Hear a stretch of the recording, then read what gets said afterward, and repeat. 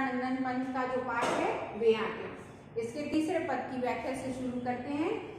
ये जो पद है कहाँ से शुरू हुआ है, हम देखें विका दिया है ना, तो विका दिया लिखेंगे और फिर यहाँ पर अंतिम शब्द लिखेंगे की खेती, है ना।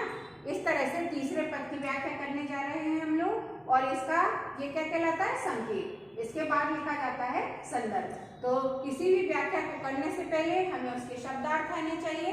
जैसे कि ये जो तीसरा पद है, इस पद में भी कवि ने दयनीय स्थिति का वर्णन किया है। महाजन यानी जमींदार, है ना, रह रहकर यानी रुक रुक कर, आंखों में चुभना यानी खटकना, ये भी मुहावरा है ना। और वर्गों की जोड़ी, वर्ग यानी क्या होता है, बैल, है ना। तो इस तरह से यहाँ पर, और कुर्क यानी होता है नीला, कुर्क यानी क्या होता है, नीला हो जाना। तो इस तरह से यहाँ पर इन शब्दों के अर्थ हमें ज्ञात होने चाहिए, उसके बाद ही हम व्याख्या कर पाएंगे। तो पहले शब्दार्थों को जानना जरूरी है। इसके बाद आ जाते हैं हम लोग, अब प्रसंग आ जाता है। तो जहाँ बे आंखें आ रहा है और सुमित्रानंदन पंत, इसको हम इन्वर्टेड कॉमा में लिखेंगे और अंडरलाइन भी करेंगे, ये प्रमुख बात है संदर्भ में। अब आता है प्रसंग। प्रसंग में क्या लिखा जाता है कि इन पंक्तियों में क्या बताया गया है, तो इसमें किसान की दयनीय स्थिति का चित्रण किया गया है कि पहले जो था किसान के पास वो खुशी सब चली गई, देश आजाद हो गया, लेकिन किसान की स्थिति आज भी वैसे ही बनी हुई है। तो यहाँ पर कवि ने क्या बताया है कि किसान की दयनीय स्थिति के बारे में बताया है, और अब हम इसकी व्याख्या करेंगे। बिका दिया घर द्वार, महाजन ने न ब्याज की कौड़ी छोड़ी। अब क्या था किसान के पास कि एक घर द्वार था जो उसका, जिसमें वो रहकर सुख की अनुभूति करता था, वो घर द्वार भी बिक गए। इसके पहले वाले पैराग्राफ में हमने क्या पढ़ा था कि एक पुत्र था, वो भी मृत्यु को प्राप्त हो गया, महाजन के द्वारा, उसके लोगों के द्वारा लाठी से मार मार कर उसे भी मृत्यु को प्राप्त करा दिया। अब इसके बाद दिया गया और क्या था उसके पास जो चला गया, तो उसके पास क्या था कि जो घर था वो भी बिक गए। महाजन ने ब्याज की एक कौड़ी यानी एक पैसा भी नहीं छोड़ा। रह रहे आंखों में चुभती वह कुर्क हुई वर्गों की, आज भी आंखों में खटकती है कि जो हमारे बैलों की सुंदर जोड़ी थी, जिससे वो हरियाली खेती करता था, आज वो भी नीलाम, बैलों की जोड़ी भी नीलाम, उजरी उसके सिवा उसे कब पास दुहाने आने। तो उसकी एक जो गाय थी वो भी क्या हुआ कि जो दूध दोहता था, वो भी क्या हुआ कि जो जमींदार के कारिंदों ने उसकी भी हत्या कर दी। जब उसके बेटे जो उसको दोहता था उसकी मृत्यु हो गई, तो क्या हुआ कि जो दूध देने वाली गाय थी उसका नाम क्या था, उजरी, उसको भी उसे बेचना पड़ा। आंखों में नाचा करती उजड़ गई जो सुख की। आज उसकी आंखों में वही चित्र घूमते रहते हैं, नाचना यानी वही चित्र घूमते रहते हैं जो उसका सुख था, सुख की खेती यानी जो आनंद का वातावरण था, सुख के दिन थे, सुख था, वो सब विलुप्त हो गया, छिन्न हो गया, जमींदार ने मुझसे सब कुछ छीन लिया। आगे अब हम लोग चौथे पद की व्याख्या करेंगे, तो उसमें फिर कहाँ से चेंज होगा, यहाँ से कि हम चौथे पद की व्याख्या कर रहे हैं व्याख्या कविता की, और यहाँ पर पहला शब्द लिखा जाएगा और यहाँ पर अंतिम शब्द लिखा जाएगा। इस तरह से यहाँ पहला शब्द और अंतिम शब्द लिखकर इसे डबल इन्वर्टेड कॉमा में बंद करेंगे, और उसके बाद हम इन शब्दों के अर्थ देखेंगे। यहाँ पर दवा दारू यानी दवा के लिए कहा है ना, देख रेख यानी उसकी देख रेख रखवाली करना, देख रेख करना, संभालना।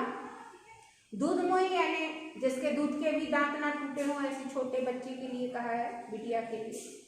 विधवा यानी जिसका पति ना हो, पतुह यानी पुत्र की बधू, है ना, बहू, है ना। तो यहाँ पर ये शब्दों के अर्थ जो हमें आने चाहिए, उसके बाद शब्दार्थ के बाद ही हम व्याख्या उचित ढंग से कर सकते हैं। उसके बाद प्रसंग आता है। प्रसंग में क्या बताया गया है, कवि ने यहाँ पर जमींदार के द्वारा किस तरह के दुखों का, जमींदार के द्वारा दिए गए दुखों का किस तरह से किसान सहन करते हैं, उस दयनीय स्थिति का वर्णन यहाँ पर किया गया है। यहाँ पर कवि ने प्रसंग में ये हो जाएगा किसान के जो क्या है दुख है, दयनीय स्थिति है, उनका वर्णन यहाँ पर किया जाए। अब आता है व्याख्या। व्याख्या में किस तरह से, बिना दवा दर्पण के घर ने स्वर्ग चलेगी आंखें पर। आंखें भराना यानी रो पड़ना, जी भर आना या रो पड़ना बिना दवा दारू के।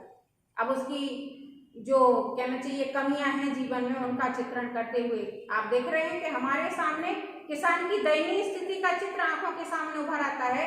अर्थात सुमित्रा नंदन पंत जी ने बड़ा ही चित्रात्मक वर्णन इस कविता में किया है। क्या कहा है कि बिना दवा दारू के उसकी जो पत्नी थी वो भी स्वर्ग चली गई। स्वर्ग चले जाने में मृत्यु को प्राप्त हो गई, और यह चित्र भी उसकी आंखों में जब आता है तो उसका हृदय भर आता है, रो पड़ता है किसान। देख रेख के बिना दूध मुही बिटिया 2 दिन बाद मरी। यानी जो दूध पीती हुई बच्ची थी, छोटी बच्ची थी, वो भी उसकी पत्नी के मृत्यु के 2 दिन बाद ही वो भी मृत्यु को प्राप्त हो गई। घर में विधवा रही पोतू, क्योंकि उसका बेटा पहले ही मृत्यु को प्राप्त हो गया था। जो पोतू यानी जो उसकी बहू थी वो भी विधवा हो गई, और उस विधवा के लिए लक्ष्मी थी, यानी वो तो घर की लक्ष्मी थी, लेकिन पति के मर जाने के बाद क्या हुआ, यद्यपि पति घातिन कहलाए। लोग उसे क्या कहने लगे कि पति का हत्यारा कहने, घातिन है पति की हत्यारा कहने लगे उसको।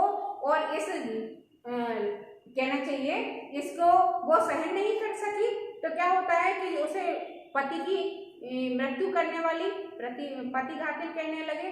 पकड़ मंगाया कोतवाल ने डूब कुएं में मरी गई।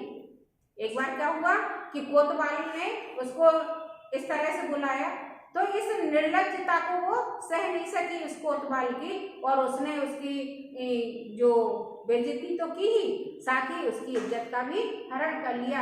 इसको वह सहन नहीं कर सकी, और अंत में क्या होता है कि एक दिन कुएं में डूबकर मृत्यु को प्राप्त हो जाती है। अब हम देखें सबसे अंत में क्या लिखा जाता है, काव्य सौंदर्य, जिसको हम कहते हैं विशेष, है ना। तो काव्य सौंदर्य किस तरह से, इसमें क्या क्या चीजें हैं, भाषा क्या है, कैसी है ना। तो भाषा खड़ी बोली है, भावों के अनुकूल है। इसके बाद यहाँ पर ये जो है इसमें ये बदलते चले जाएंगे। हम यहाँ पर किसी शब्द का अर्थ भी लिख सकते हैं और अलंकार भी लिख सकते हैं। जैसे आंखें भर आना, मुहावरे युक्त भाषा का प्रयोग किया है, आप ये भी लिख सकते हैं, है ना। मुहावरे युक्त भाषा का प्रयोग, आप कुछ भाषा यहाँ पर मुहावरों के भी नाम ले सकते हैं। ये जो छंद है ये मुक्तक छंद है, और भावना कौन सी है, प्रगतिशील भावना या प्रगतिवादी भावना है यहाँ पर। और किसान की दयनीय स्थिति या उसके अभावों का चित्रण यहाँ पर किया गया है। तो इस तरह से वी आंखें कविता की जब तक हम इस तरह से नहीं लिखेंगे तब तक हमें 4 अंक प्राप्त नहीं होंगे।